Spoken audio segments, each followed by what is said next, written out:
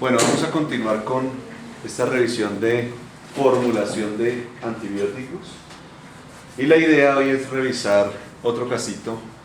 Este sería el caso 3. Ya hemos revisado un caso de infección de vías urinarias y un caso de neumonía. Hoy vamos a revisar un caso de piel y tejidos blandos. ¿De acuerdo?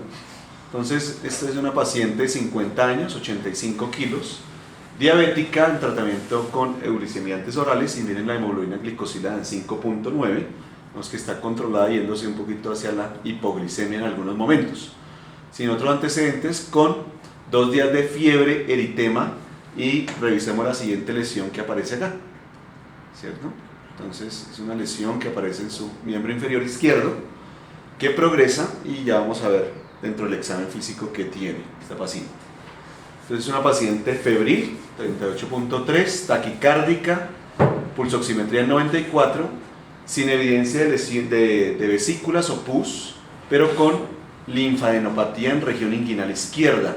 Y esa lesión que se vio en la diapositiva anterior va aumentando hasta región inguinal, ¿de acuerdo? Tiene leucocitosis, tiene ya compromiso de la creatinina en 1.3 para su edad, PCR en 250, sodio en 129, y llegó en ese momento, digamos, con una diabetes no controlada, con una glicemia en 220. Interesantes esos paraclínicos para ver lo que vamos a revisar más adelante. Entonces, la paciente es hospitalizada, se le toman hemocultivos previos al inicio de vancomicina, miremos la dosis, 1 gramo IV cada 12 horas, piperacina tazobactam 4.5, IV cada 6 horas. Entonces, de acuerdo con este esquema antibiótico y de acuerdo como nos llega la paciente, la pregunta es, ¿estamos de acuerdo con esa decisión por el riesgo de fascitis necrotizante? Sí, o sea, banco piperacina tazobactam, pero adiciono clindamicina, o no, prefiero solamente cefazolina, ya que es una infección de piel y tejidos blandos. Prefiero oxacilina únicamente en la D, y en la E prefiero clinda únicamente. Digamos que dentro del análisis que uno hace puede escoger cualquiera de ellas, pero vamos a revisar dentro de una aproximación inicial a lo que son las infecciones de piel y tejidos blandos.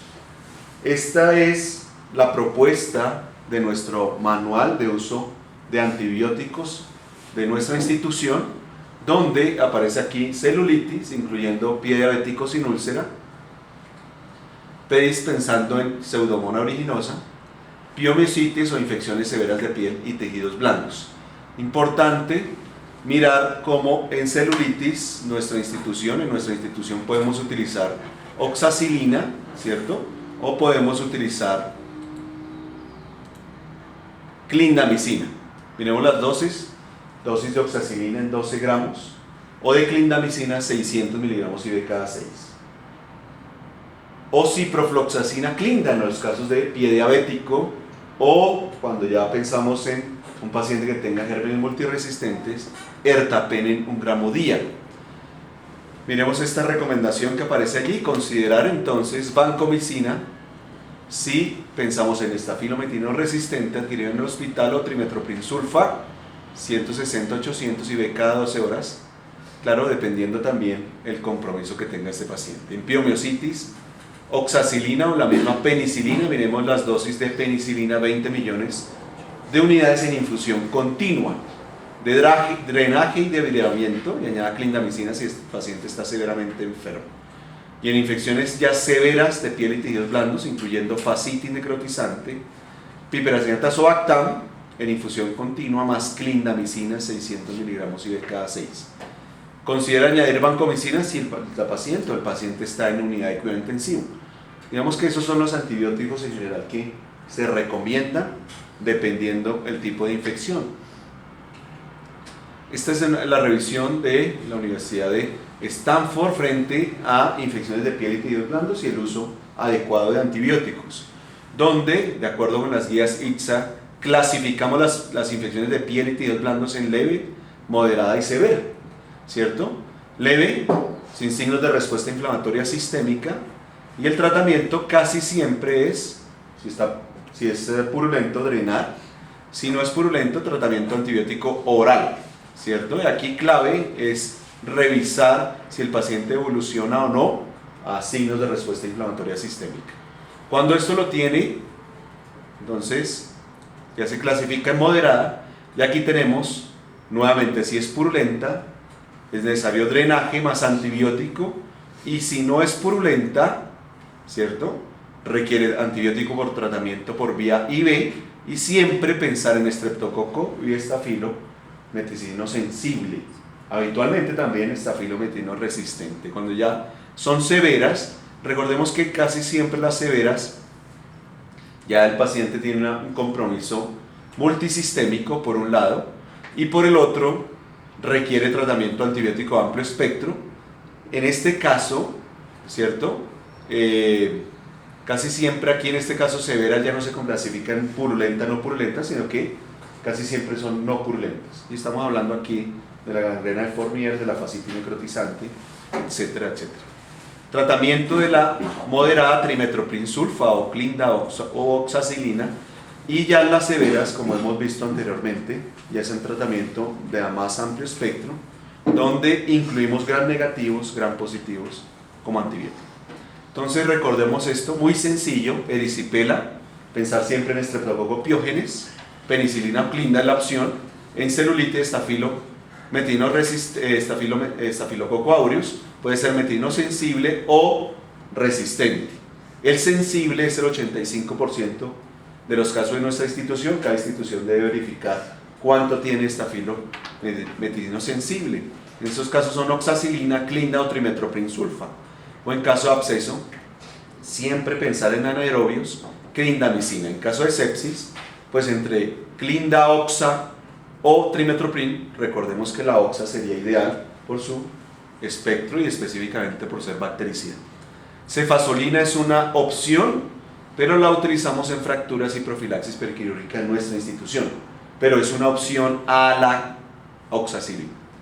El meticino resistente adquirido en la comunidad, entonces se clasifica en adquirido en la comunidad, específicamente clinda o trimestoprim, o adquirido en el hospital trimestoprim sulfa o banco, ¿cierto? En algunos casos podemos utilizar oxa más banco, bacteremia por cocos gram positivos, catalasa positivo, sin saber cuál es, si es metilino sensible o resistente. En estos casos que estamos hablando, que puede ser un MSSA o un MRSA, motivo por el cual unimos estas dos. Siempre recordar que la dosis de banco, de acuerdo con lo que veíamos anteriormente, se debe administrar un bolo de infusión o un bolo de administración, y luego es mejor dejarla en infusión continua. Calcular siempre o recalcular la dosis de acuerdo con concentraciones plasmáticas. Entonces, celulitis severa no purulenta, amplio espectro incluyendo gram negativos, siempre pensar en fascitis necrotizante, e importante en estos casos, piperacetato o actam, por un lado, pensando en gram negativos anaerobios, clindamicina, adicionarle para disminuir la producción de toxinas, puede ser linezolid también, reemplazaríamos el linezolid por vancoclinda, es opción, ¿cierto? Pero recordemos que cuando el paciente está comprometido en un choque séptico, es mejor vancomicina que linezolid. Esos son los paraclínicos a tener en cuenta cuando uno piensa en fascitis. El RNE, incluyendo proteína C reactiva, mayor de 150, eso nos da 4 puntos. Leucocitosis, entonces menos de 15.000, entre 15.000 y 25.000, o más de 25.000, que ya daría 2 puntos. Hemoglobina, entonces mayor de 13.5, entre 11 y 13.5, y menor de 11, también 2 puntos.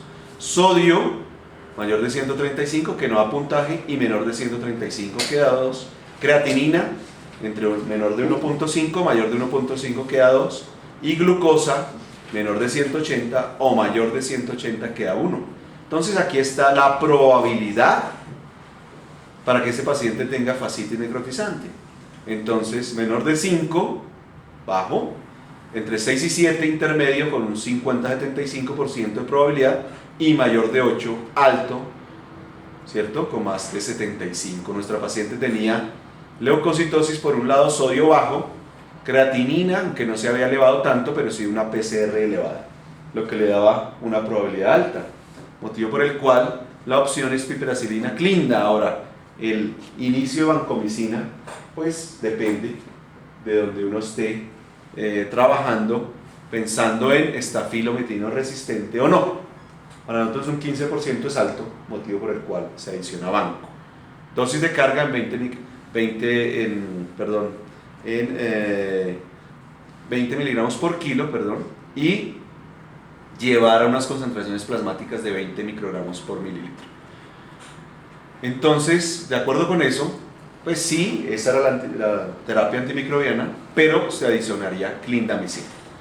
Entonces, nuevamente aquí, la idea es volver a la recomendación de revisar la terapia antimicrobiana 48 a 72 horas después, inclusive dependiendo de donde uno esté, ¿sí? Hoy nos muestran terapias moleculares de 2 horas, de 4 horas, de 6 horas, para determinar si estamos frente a un estafilometino sensible, resistente, un ABLE o adicionalmente un germen productor de carbapenemasa. Entonces aquí está. Paso 1, revisión de los datos del paciente nuevamente. Tanto el paciente, para clínico y microbiológico. El paso 2, revalorar la terapia. 3, determinar la duración y soportar la decisión.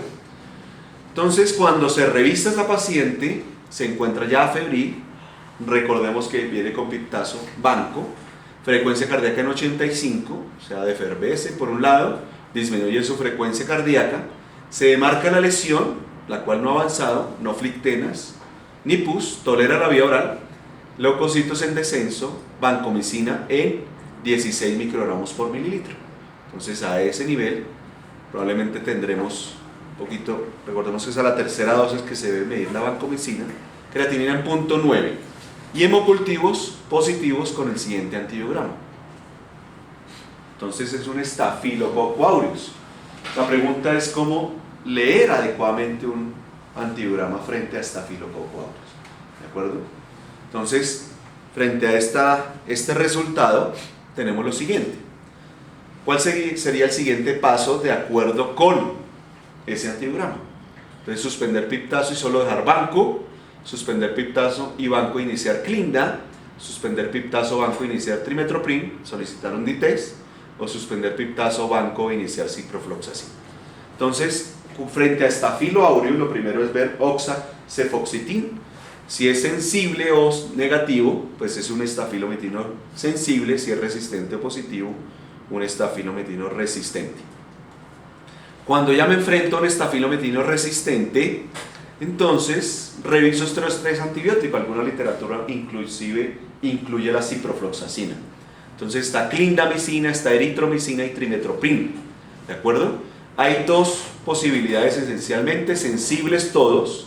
Y cuando es sensible, pues tenemos un estafilometino sensible adquirido estafilometino resistente adquirido en la comunidad, ¿cierto? Pero en los casos en los cuales clindamicina es sensible y eritro es resistente, ¿qué toca hacer?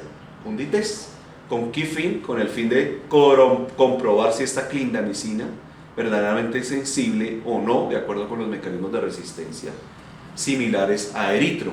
Este es el DITES, ¿cierto? Esto es eritro, esto es clindamicina, esto es eritro, esto es clinda, esto es un DITES negativo, donde se forma un halo de inhibición completo, o acá donde hay una inducción de la resistencia y se forma una especie de D, ¿cierto? Cuando tenemos un DITES positivo o todos son resistentes, tanto clinda como eritro como trimetoprim, pues es un MRSA adquirido en el hospital, patrón de resistencia MRSA adquirido en el hospital. Cuando el DITES es negativo, entonces tenemos un MRSA adquirido en la comunidad. Entonces, de acuerdo con eso, pues uno mira cómo está oxa, cómo está cefoxitin, es un estafilometino resistente, ¿cierto? Después miramos clindamicina es sensible, y miramos eritro, que es resistente, motivo por el cual solicitaríamos un D-test, ¿cierto? De acuerdo con los mecanismos de resistencia, y este es el D-test. O sea, es un D-test positivo. O sea, es un meticino resistente adquirido en el hospital. ¿De acuerdo? De acuerdo con eso, ¿qué se hace?